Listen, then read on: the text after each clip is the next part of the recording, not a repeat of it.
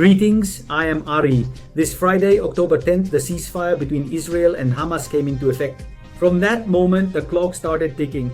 72 hours for Hamas to return the hostages. Tomorrow, Monday, if everything continues as it is, the release of the hostages should begin. In exchange for the 2,000 Palestinian prisoners who are serving sentences, 200 of them with life sentences. As soon as the ceasefire took effect, the Israel Defense Forces began to withdraw to the so-called Yellow Zone, the agreed security strip. Column after column, the D9 is the Nemer armored vehicles and the Merkava tanks were seen returning to Israeli territory. But that doesn't mean the war is over as many people assume. The Southern Command forces remain deployed with clear orders to respond to any immediate threat. The countdown of these 72 hours began exactly when the troops were positioned on the new line.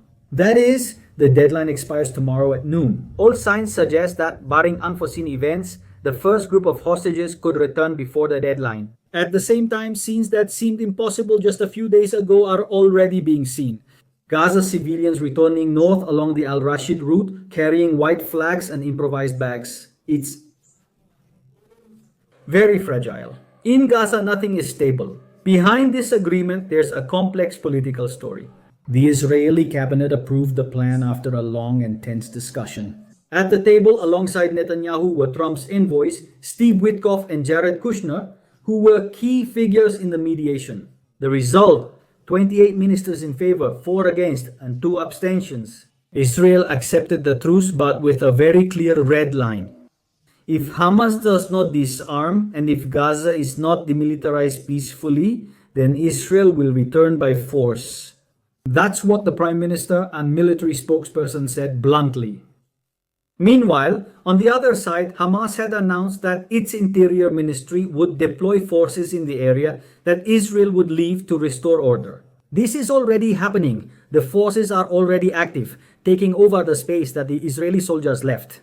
Now Hamas militants are there who have come out again in their uniforms. They found them after so many months. Now they are riding in their trucks, once again roaming the streets of President Egypt. Hamas still controls the area, and that raises the question, is this really a truce or just a pause before the next phase? At the same time, Egypt is trying to give the agreement an international show-like tone. There's talk of an event in Sharjah with the presence of regional leaders and even the United Nations Secretary General. Whatever the event, the main thing will be the pressure on Israel to keep calm. Added to this is the arrival of about 200 United States officers who will oversee the implementation of the ceasefire and the release of the hostages. In other words, this truce has referees, cameras, and a lot of diplomacy involved. Humanitarian aid was also expanded, and for the first time, Israel allowed Turkish assistance into Gaza. Israeli hospitals are already preparing to receive those who are released, while the map on the ground is being reorganized. Evacuated zones, areas under temporary military control, and a security strip that could be permanently off-limits to Gazans. Everything points to a redesign of the board, while the world watches to see if Hamas will keep its word. If they don't, the Israel Defense Forces has already made it clear that they are ready to return inside Gaza. The question now is whether these 72 hours will bring order to the region or if they're simply a pause before the next storm. Important, ensure you are subscribed to the channel. Many people think they're subscribed but aren't. It's as easy as just tapping the subscribe button and turning on the bell so you'll know when I upload a new video. While the ceasefire tries to hold inside Israel, the situation is anything but calm. There is a sense of relief mixed with distrust. On the streets, many Israelis say they prefer to see the hostages at home, even if that means only a temporary respite from Hamas. But behind the scenes, the question is whether this agreement ends up giving oxygen to the very enemy that Israel swore to dismantle. The families of the hostages are living these hours with their hearts in suspense. Some have camped in front of the Prime Minister's residence for several weeks now. Others gather in different types of squares, which have become iconic here in Israel. And although the news of the release gives them hope, the anxiety doesn't go away. Everyone knows it. Every hour that passes can be the difference between life and death for one of their loved ones. In the political sphere, the truce once again divided the war cabinet.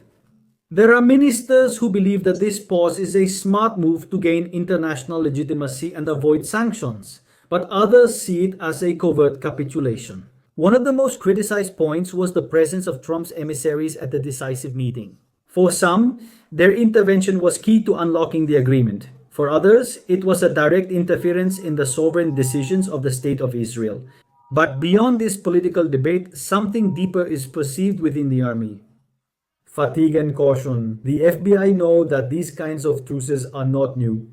History shows that they never use them to reorganize. That's why, even though there's officially talk of a ceasefire, the commanders keep the troops on high alert, especially in the sectors of Han Yunis, Rafah, and Beit Hanun, where terrorist cells could become active again at any moment.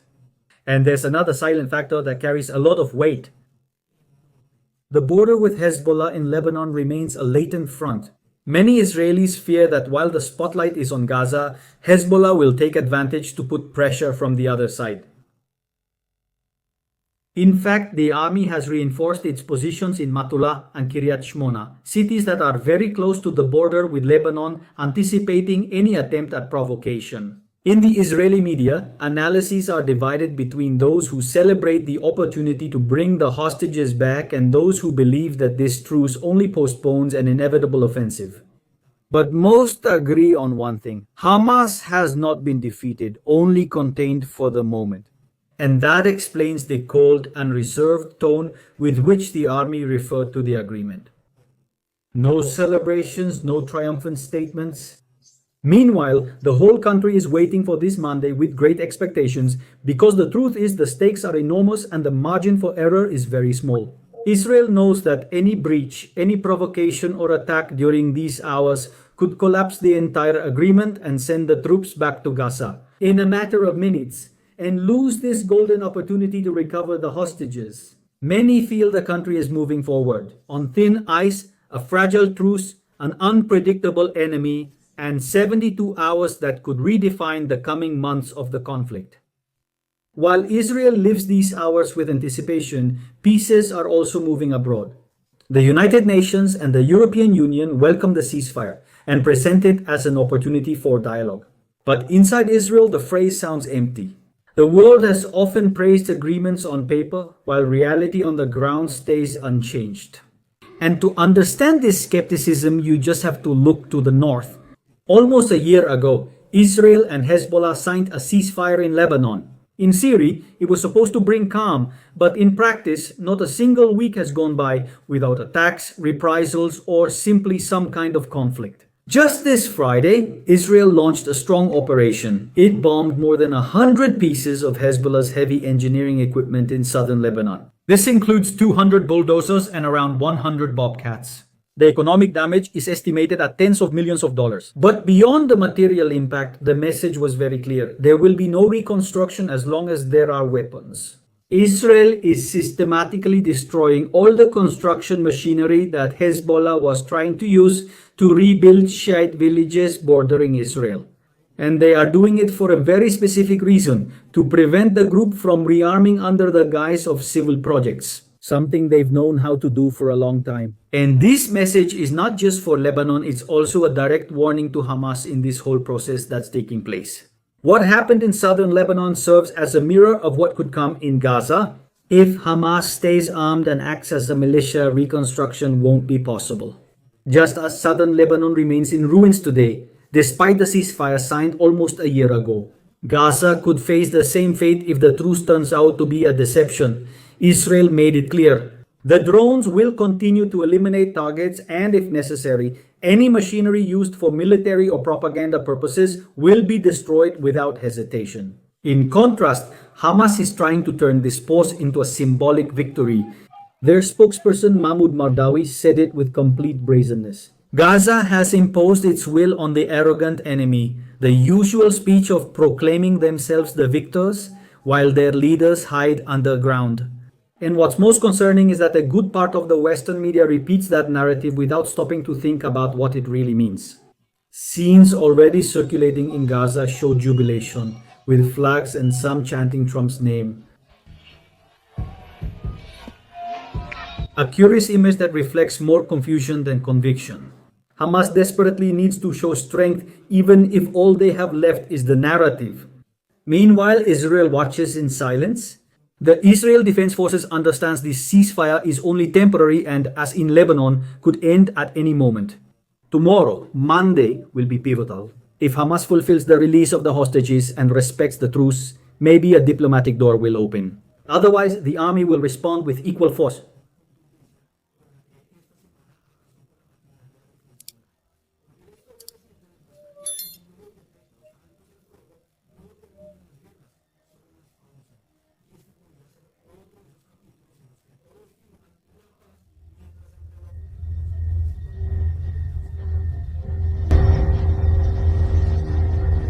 Tomorrow is crucial. If all goes as planned, the first hostages will be released, signaling the start of a war.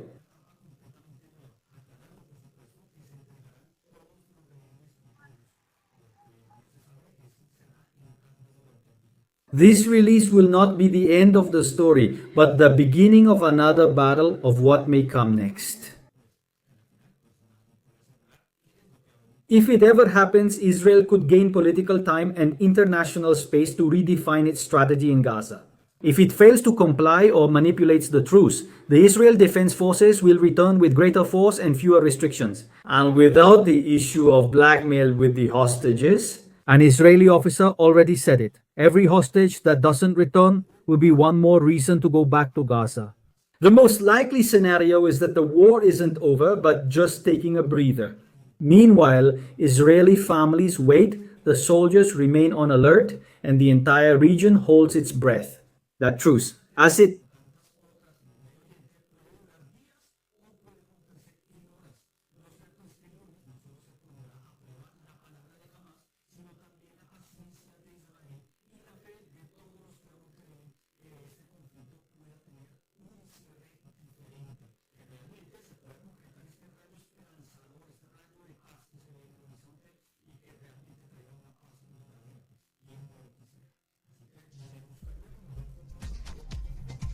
nothing.